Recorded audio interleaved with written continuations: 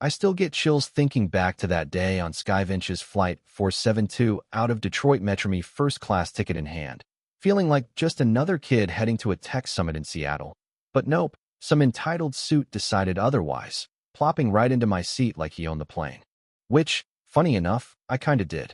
Reginald Hargrove, this slick white exec in his 50s with his gold cufflinks and smug grin, looks up at me, a 15-year-old black kid in jeans and a hoodie, and says, "Kid, you must be lost, economy's that way," waving me off without even glancing at my boarding pass. And Sarah Jennings, the flight attendant, jumps in quick, her smile all tight and fake. "Sweetie, let's not cause a scene. I'll find you a spot in the back," not bothering to check tickets, just assuming I didn't belong up front, because of how I looked. That old story I've heard too many times growing up in East Detroit. It stung, deep down, like all those little cuts from before, the store clerks trailing me as a tween, or teachers doubting my code was mine 'cause it was too advanced for someone like you.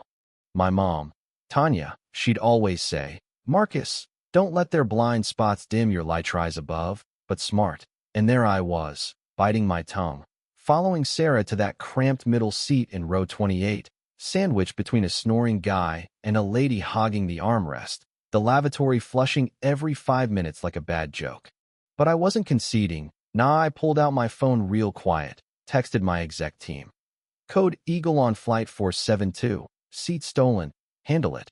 And just like that, the gears started turning, my heart pounding not from anger, but this calm fire building inside, knowing what was coming. Minutes tick by, passengers fidgeting as the plane sits there at the gate. No pushback, ground crew scrambling like ants on a hot sidewalk, and suddenly, the door hisses open. In march these airline bigwigs, faces all serious, whispering urgently. The lead guy, Director Ellis, spots Sarah and hisses, "You put him where?" her face going ghost white as she stammers, "But he," I thought. And then they turn to Reginald, who's sipping his champagne all comfy. "Sir, that's not your seat," Ellis says sharp, and Reginald snaps back. "This boy's confused. We's a kid in first class anyway." The cabin hushing, phones coming out, folks murmuring, some smirking like they agreed. But oh, the shift when Ellis drops it. "This boy is Marcus Thompson, our majority owner." And bam, Reginald's jaw drops. "That's impossible. He's what, a teenager?" As passengers gasp, pulling up their phones. Wait, the AI was kid who sold Aerosmart for $2.8 billion? The youngest billionaire. Chaos erupts, social media lighting up with seat snatch and hidden boss videos going viral, the company's stock dipping as my secret life unravels right there at 0 feet altitude. Flashbacks hit me hard. Coding in our tiny apartment after Dad passed, Mom working double shifts as a nurse, me fixing her travel woes with that AI at 12, winning contests. Victor Hayes investing big, 'cause he saw the vision, not the age or skin. And now, CEO Harlan Reed storms aboard personally. He ditched his jet to fix this, glares at Reginald. "Move or get off. Your call," Reginald blustering. If I'd known who he was, and Harlan cuts him cold. That's the point, it shouldn't matter.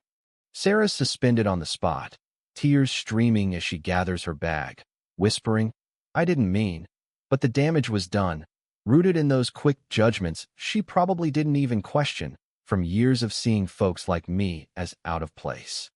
We finally take off, me back in 2A, applause rippling through the cabin, embarrassing, but kinda affirming, and this little girl comes up, eyes wide. "I'm learning Python too, like you." And I chat with her, feeling that weight, of being more than just me now. 6 months later, it's all changed. I launched the Thompson Tech Hub with 40 million, mentoring kids from neighborhoods like mine, Mom running it full-time, Sarah's back after training, actually leading bias workshops, owning her mistake. Even Reginald reached out, humbled after losing his job, now volunteering with minority startups, saying, "You opened my eyes, kid." Sorry, Marcus.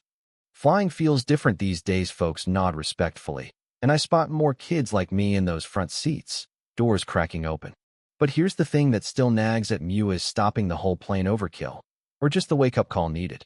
Power like that, it's a double-edged sword. Right fixes one wrong, but exposes you raw. What do you think? Have you ever had to pull a big move to claim what's yours, or seen assumptions flip a situation upside down? Drop a comment, share your story, Let's talk about these hidden biases in our world, because your take might just spark the next change. Like if this hit home, subscribe for more real tales of turning tables. Thanks for listening, y'all.